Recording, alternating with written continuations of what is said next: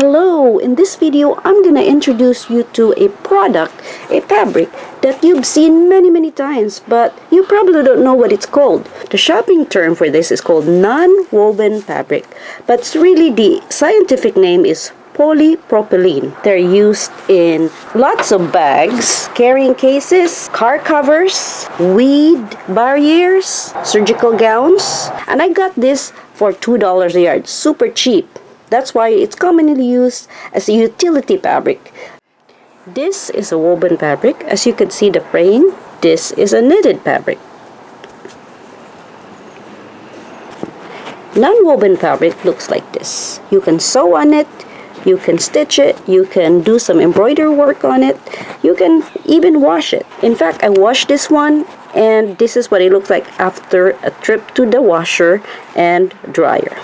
I'm going to introduce you to how to work with this fabric and its attribute by coming up with this fictitious project. So I'm going to start you off with a fictitious story.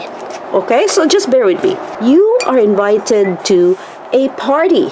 So you thought about bringing this wine. So let's make a cover for this wine. You want to bring a present to the host. The name of the wine that you're going to bring is Cabernet Sauvignon. Alright, that's the name of the grape. So let's start off with making a casing for this wine so you have something to bring to the party.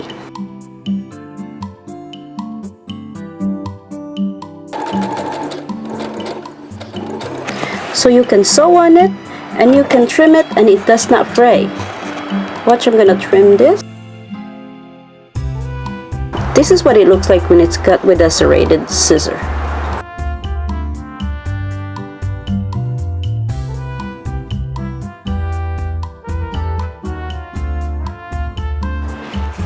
Another really cool thing about this fabric is you can actually embroider with it without the need of a stabilizer. And you can do it in one layer. You can even do it in 2 layers. The cylinder is way too small for this arm, so I'm doing it like this.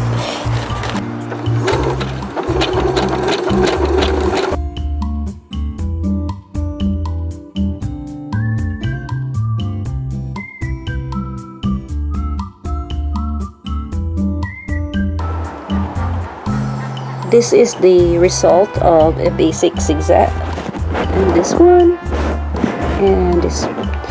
As far as embroidery work, this is a standalone fabric. I didn't use any stabilizer to get the decorative stitch on it, and it's so easy to sew. So some of you are practicing with your stitches with your embroidery machine. You can use this fabric to practice because it doesn't need any stabilizer. Okay, let's do some live fitting, see if it works.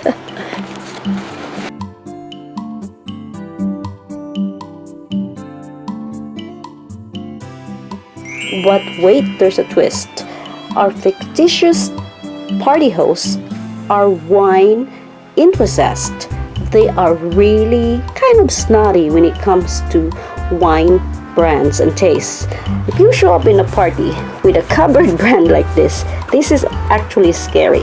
Now, part of what I'm going to tell you is partly true.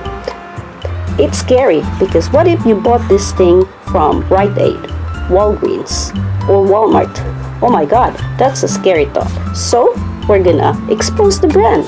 So let's cut out this material. And by the way, this is a big no-no when it comes to real fabric. But with this non-woven fabric, you can do some cut work with this. Let me show you. Alright, I cut it just right. So I'm gonna kind of trim this down some more.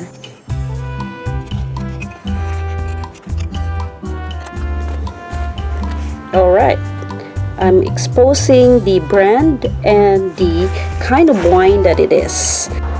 The front of the wine looks like this, but I'm gonna expose the back side because the back side will tell you what kind of wine it is.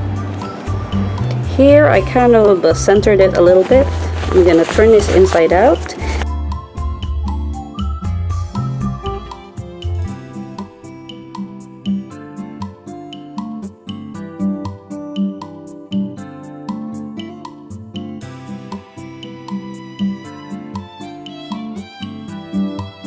While the glue is drying, I'm going to show you another attribute to this non-woven fabric. You can write on it. You see, I'm using a Sharpie. So this is waterproof. Not totally heavy duty waterproof, but it's still waterproof. And if you can see the bleeding here, it really didn't go through the backside of the fabric. It's just on the front. So this is great for easy, instant labeling. If you need to, you can write on this fabric. Can you use pins on this fabric? Yes and no.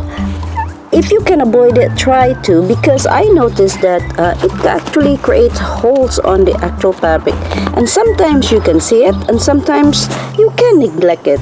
It's really up to you. This is why this is not totally waterproof, because the more stitch count you have per inch, the more holes it will create, and that's why be careful about assuming that this is fully 100% waterproof because of the holes. It can create holes on your stitches. This fabric has perforation by itself, so you can kind of ignore it, but it's still there. If you have clips, it's best to use clips when you're sewing. Here I have different fabrics that is a cousin to a non-woven fabric, but it's called something else. Like this is a polyester fleece. This is neither a knit nor a woven fabric. A layer of fibers, and that's technically also a non-woven, although we call it fleece. This is a formable fleece too. This is a felt. Again, felt is a non-woven type also, but we call it felt. The chemical composition may differ. That's why some of this you can iron, some you can't. That varies. But as far as the word non-woven, it can be many different fabrics. Like this is a cotton batting.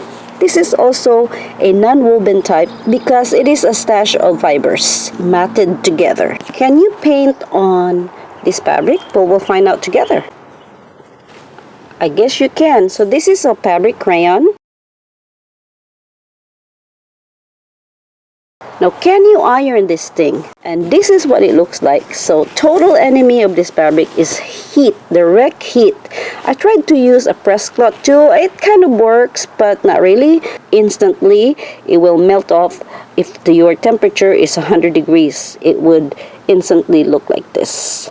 In other words, I came to realize that this is not a regular fabric at all, because why would it do that? Meaning it's instantly in the plastic family of fabric, is what I realized.